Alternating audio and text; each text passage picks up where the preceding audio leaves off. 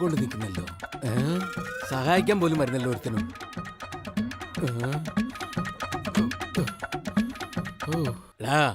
എത്ര നേരം നോക്കിക്കൊണ്ട് നിൽക്കുന്നേ? തൂക്കി തന്നൂടെ?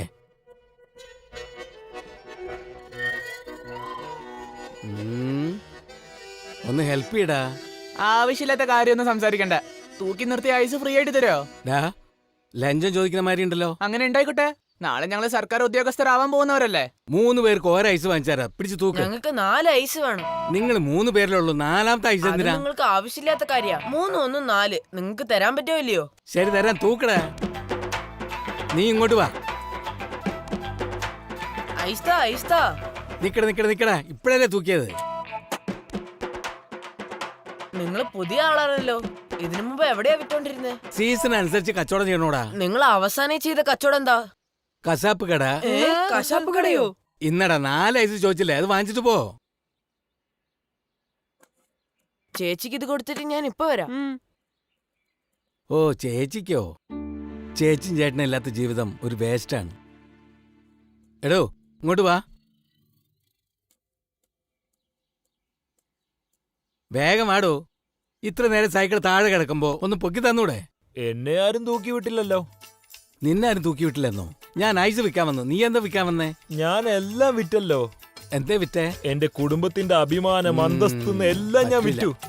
ജോലിയൊന്നും ഇല്ലാത്തവൻ. അതെ. ജീവിത അവസാനത്തിലാ ഉള്ളത്. അതെ. ശരി വാ, വണ്ടി തള്ളു.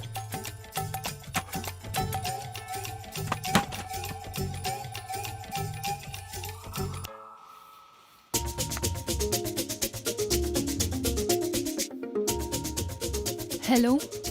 Hi dear. I love you. I miss you. I need you. ഫോണിൽ എന്തിനാ? പിന്നെ എന്തു പറഞ്ഞാലും പറ. സാരി എങ്ങനെയുണ്ട്? ഇത്രയും കോസ്റ്റ്ലി സാരി എനിക്ക് ആവശ്യമാണോ? എന്റെ പൊന്നു മോക്ക് പൊന്നുകൊണ്ട് തന്നെ ഉണ്ടാക്കിയ സാരിയാണത്. ജോലി ചെയ്യുന്ന സ്ഥലമാ, ഫ്രീ ആയിട്ട് സംസാരിക്കാൻ പറ്റില്ല. നീ സംസാരിച്ചെങ്കിലും കുഴപ്പമില്ല. നിന്റെ ശ്വാസക്കാറ്റ് ഈ ഫോൺ വഴിയിൽ വരുന്നുണ്ടല്ലേ, എനിക്ക് അത് മാത്രം മതി. ഒരുപാട് ഒലിപ്പിക്കാണ്ടേ ഫോൺ വെക്ക്. ഒരു കിസ് താ, ഞാൻ ഫോൺ വെക്കാം. കിസ്സോ? അതൊന്നും ഞാൻ തരില്ല. അപ്പൊ ഫോൺ വെക്കില്ല? ഞാൻ ഫോൺ കട്ട് ചെയ്യാൻ പോവാ. ശരി, കട്ട് ചെയ്. ഞാൻ ശരിക്കും വെക്കോട്ടോ. വെച്ചോ. ഷോ, നീ എന്താടാ ഇങ്ങനെ? നീ ആദ്യം ഫോൺ വെക്ക്. കിസ്.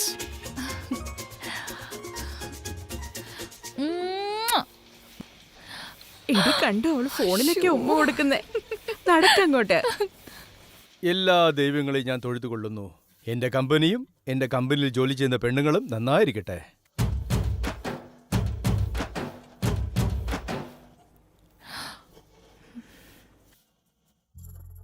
നമ്പ്യാർ ചേട്ടാ, അനുഗ്രഹിക്കണേ.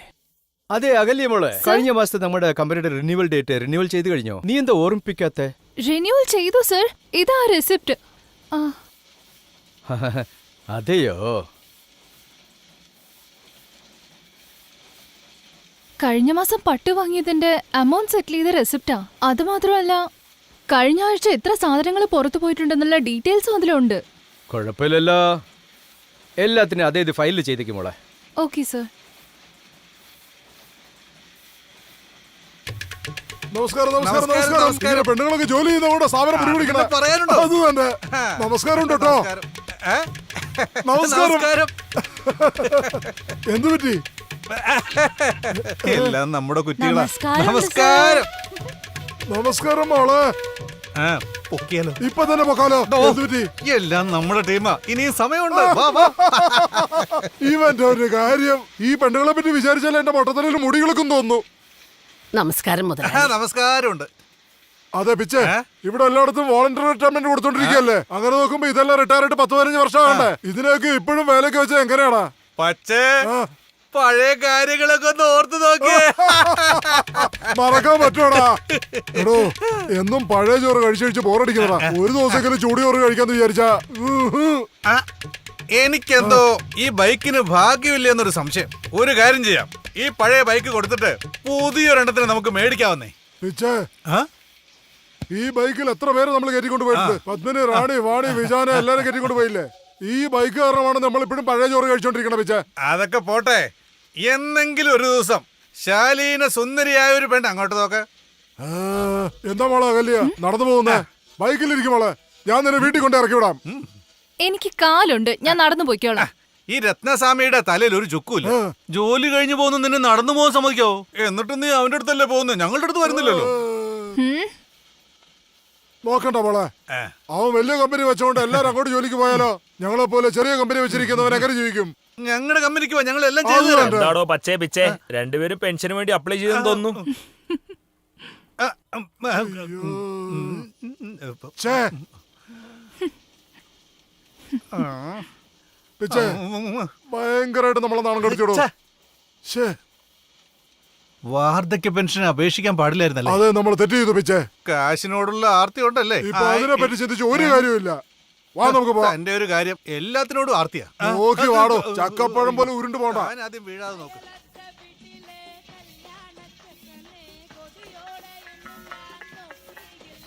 എടി പരിമളെ, ഇന്നലെ ജയന്തി തിയേറ്ററിലെ ഒരു സൂപ്പർ പടം കണ്ടുടി. ഓ, കലക്കം പടായിരുന്നു. ഫസ്റ്റ് നൈറ്റ് സീനെ വളരെ ഡിഫറെന്റ് ആയിട്ട് എടുത്തിരിക്കുന്നു. അത് കണ്ടപ്പോഴേ എനിക്ക് എന്തോ പോലെടി. എന്തായി പറയുന്നേ? ഫസ്റ്റ് നൈറ്റ് സീനൊക്കെ എങ്ങനെ ഡിഫറെന്റ് ആയി എടുക്കുക? ഇത്രയും നാൾ ഞാൻ വിചാരിച്ചതൊക്കെ മണ്ടത്തരായിരുന്നുടി. എന്നാലേ അതില് കാണണമായിരുന്നു. സസ്പെൻസ് ഇല്ലാതെ എന്ത് ഡിഫറൻസ് ആണെന്ന് പറയടി. അതെ അതെ, പറയേ പ്ലീസ് പറയടി. അതൊക്കെ പറഞ്ഞാ മനസ്സിലാവില്ല, കണ്ടാലേ അറിയൂ. അങ്ങനെയാണോ? ഹലോ, സൺ മ്യൂസിക് ആണോ? കുറേ ദിവസം ട്രൈ ചെയ്തിട്ട് ഇപ്പോഴാ സാറേ ഒന്ന് കിട്ടിയത്. എനിക്ക് വെറുതെ ഒരു നമ്മുടെ ഓണർ വരുന്നുണ്ട്. അയാൾക്ക് എപ്പോ നോക്കിയാലും പെണ്ണുങ്ങളുടെ കാര്യം പറയാനുള്ളൂ. പരിമളെ, അങ്ങനെയൊന്നും പറയണ്ട. എന്തൊക്കെ പറഞ്ഞാലും ശമ്പളം തരുന്ന മുതലാളിയല്ലേ. അതിലുള്ള പാട്ടൊന്ന് ഇട്ട് തരൂ സാറേ, പ്ലീസ്. നമ്മുടെ മുതലാളി നമുക്ക് ശമ്പളം മാത്രമല്ല തരുന്നത്. എന്താടോ എപ്പോഴും ഡൽ ദിവ്യെ പോലെ ഇരിക്കും, ഇപ്പൊ എന്നാ അടിപൊളി ദിവ്യായിരിക്കുന്ന. അതൊക്കെ പോട്ടെ മുതലാളി. ആ കാതൽ കൊണ്ടൻ പടത്തിലുണ്ടല്ലോ, ധനുഷ് വെച്ചേക്കുന്ന മുടി പോലെ ഭംഗിയായി സോഫ്റ്റായി ഫ്രഷ് ആയിട്ടുണ്ടല്ലോ. മുടി തലയിലായിരിക്കുന്ന മോളെ. ഇതാ മുതലാളി, ഞാൻ നിങ്ങൾക്ക് വേണ്ടി കൊണ്ടുവന്ന പൂരിയാ. ഇന്നും നീ തന്നെ ഉണ്ടാക്കി കൊണ്ടുവന്നോ? പൂരി ദേവസ്വം കഴിച്ച് ബോറടിച്ചു പോയി. എന്നാ പിന്നെ നാളെ ഞാൻ കൊണ്ടുവരട്ടെ നീയോ? മുതലാളി. നിനക്കൊന്നും ഉണ്ടാക്കാറിയില്ലേ? അതിനെന്താ മുതലാളി, നാളെ തന്നെ ഞാൻ കൊണ്ടുവരാലോ. ഓ, വീട്ടിന്നാ. ഹലോ, ആ പറ. പൂരിയോ? അത് ശരി, അവിടെയും പൂരിയാണോ? വേണ്ട മോളെ, ഞാൻ ഇവിടെ തന്നെ എന്തെങ്കിലും കഴിച്ചോളാം.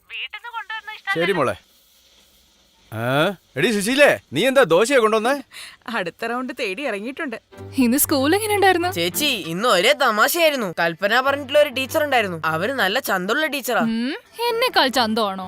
അവരൊന്നും നിന്റെ അടുത്ത് വരാനേ പറ്റില്ല. സ്കൂളിലുള്ള ടീച്ചർമാരൊക്കെ നല്ല ചന്തമുള്ളവരെന്നാ പറഞ്ഞത്. ഓ, ആ ടീച്ചറിനെ പോലുള്ള ഒരു പെണ്ണിനെ എനിക്ക് കല്യാണം കഴിക്കണം, അല്ലെങ്കിൽ കട്ട് ബ്രഹ്മചാരി ആവണമെന്ന് എന്റെ സുഹൃത്ത് ഗോപി പറഞ്ഞത്. ഒരേ തമാശയായിരുന്നു ചേച്ചി. ചേച്ചി, ഇതാണ് ഐസുകാരൻ. എന്താ ഡ്രസ്സൊക്കെ ഉഷാറായിണ്ടല്ലോ. എന്താ ഇന്ന് കല്യാണ ദിവസമാണോ? ഇല്ല, കല്യാണത്തിന് പെണ്ണ് കാണാൻ പോവാ. നിങ്ങളുടെ മകനാണോ? ഞാനും പയ്യനാണടാ. ഡാ, ഞാനൊന്നും കല്യാണം കഴിക്കാൻ ചെറുക്കനാണടാ. എനിക്കാണടാ പെണ്ണ് കാണാൻ പോകുന്നേ. എന്തിനെങ്ങനെ അതിശയായിട്ട് നോക്കുന്നേ? എനിക്ക് കുറച്ച് ലേറ്റായിടാ. Best of luck. നിനക്കെങ്കിലും മനസ്സിലായല്ലോ. താങ്ക്സ്, വളരെ സന്തോഷമായി മോളെ. പെൺപിള്ളേരെയാണ് കറക്റ്റ് സമയത്ത് കല്യാണം കഴിപ്പിക്കേണ്ടത്. ആണുങ്ങൾ കുറച്ച് ലേറ്റ് ആയാലൊന്നും കുഴപ്പമില്ല. കുറച്ച് ലേറ്റായ സാരമില്ല ചേച്ചി. ഡാ, നീ ഒന്നും മിണ്ടാതെ നിന്നേ. ശകലം വഴി വിട്ടേ, ഞാനൊന്ന് പെണ്ണ് കാണാൻ പോട്ടെ.